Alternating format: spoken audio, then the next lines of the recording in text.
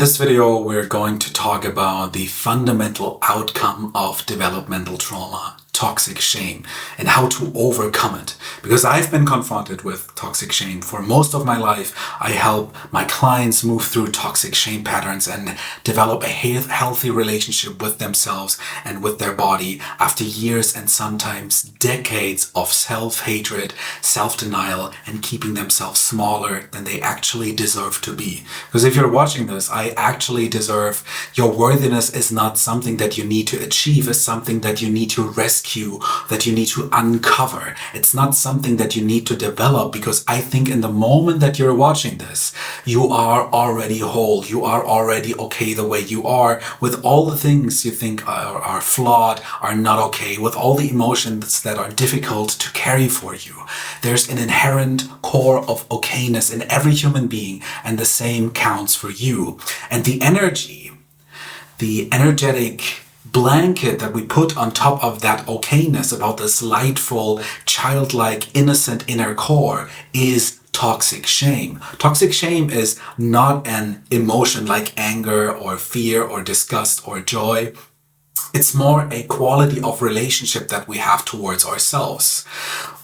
Toxic shame means we don't think that we did something wrong. It means that we are fundamentally wrong, that we're fundamentally not okay the way we are. And shame is sort of this poison that is dripping into all of the different areas in your life. If you hold toxic shame about yourself, it could mean that you have problems with money, problems in relationships, problems with not knowing where to go in life, with people pleasing. All of these things are results of toxic shame. Most of the hardships that we experience in life, the toxic shame is the foundation, because it's the quintessential consequence of trauma. So before we talk about how you can release the toxic shame and build a more healthy relationship to yourself, let's explore how toxic shame is being developed. As children, we have an inherent drive to explore two things. We are exploring the outer world. We are trying to climb on things. We're trying to grab things. We're putting things into our mouth, and also our inner world. We are experimenting with expressing what is within us. As babies, we are screaming, and even as toddlers, we are screaming, we are being angry, we are being joyous, and we are exploring our inner world as much as we explore our outer world. The degree to which we're allowed to explore ourselves and our relationship to the outer world, and the outer world as such, is the degree to which we are okay the way we feel we are okay the way we are. And that also means failing. That also means making mistakes, and also being allowed to make mistakes, allowed also to exhibit and express the emotions that may be more difficult for the environment to hold, and being loved in that. Making a mistake and not being told that we did something wrong, but fundamentally it is okay to make mistakes. It is okay to be angry. It is okay to explore yourself and to develop a healthy relationship with your emotional world and with the world around you. You are okay the way you are, with all the things. I love you. I'm going to stay with you no matter what. The degree to which a parent is embodying this unconditional love and this notion of, you are okay, whatever you do, I'm going to be here, I'm not going to leave you, I'm not going to punish you, I'm not going to manipulate or silence you when you are being yourself, when you think that something, and you express that something is not okay for you. I'm going to be here and hold you in my loving awareness and my presence. This version of parenthood, most of us didn't experience. We experienced the opposite. Oftentimes, we have repeatedly been wronged for being ourselves, for expressing our emotions, and for exploring the outer world. And the result of that is an inner collapse.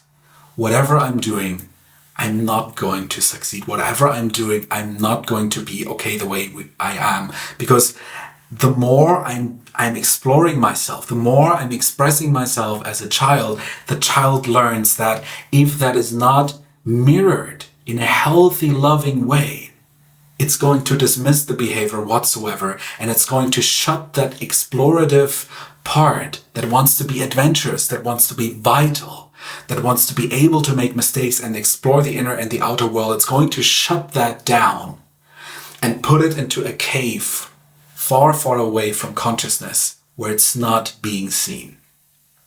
And this is the blanket of shame that we put on ourselves in order to keep these parts in hiding.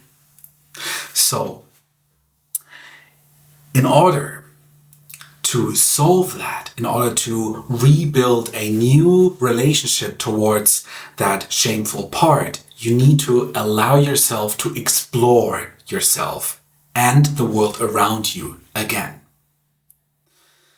Because most people that are living with chronic shame, they don't even, you might not even know what you want. You might not even know why you're here on this planet. You might not even know what you like, what's fun for you.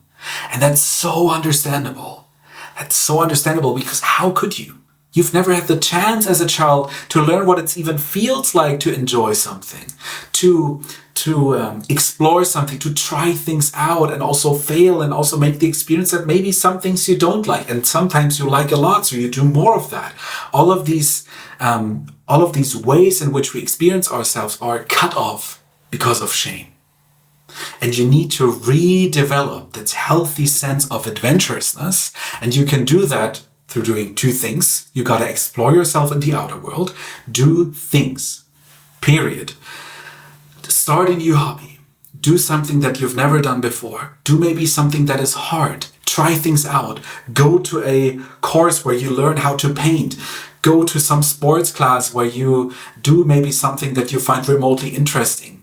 Do it for the sake of your inner child, for that little boy or girl within you that never had the chance to explore what it's like to have fun and what it's like to be on an adventure, what it's like to fail.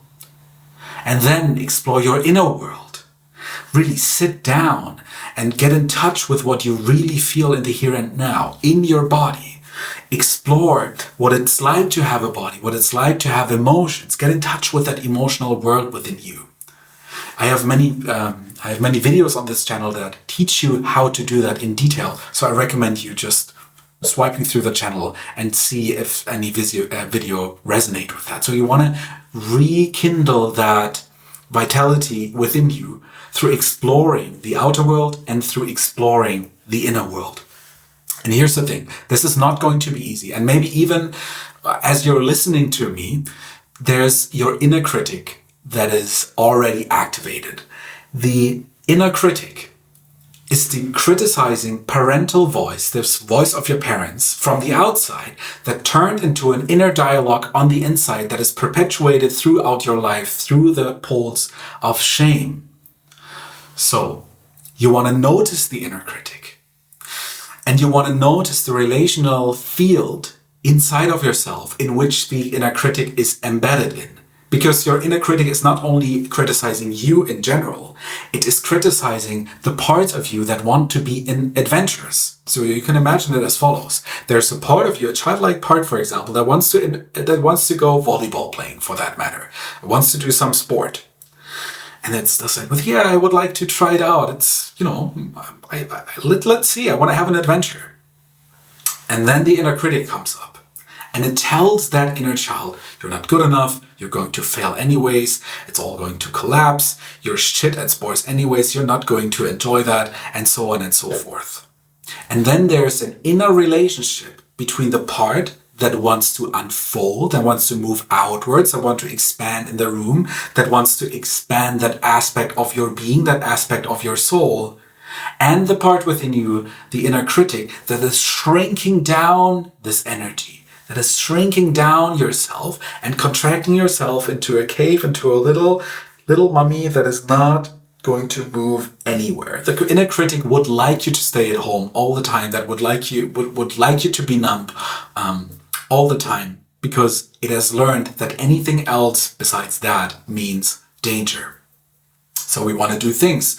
We want to do two things. We want to be empathic towards the inner critic and get into a dialogue with it.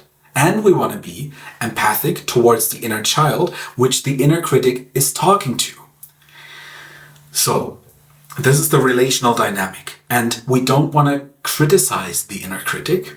We want to do 3 things instead. This is like a 3-step process in which you can tackle that inner critic voice that comes up when you're exploring yourself and when you explore the outside world. So the first thing you need to do is you need to notice when the inner critic is showing up. You need to build a relationship with what it means to have the voice of the inner critic activated.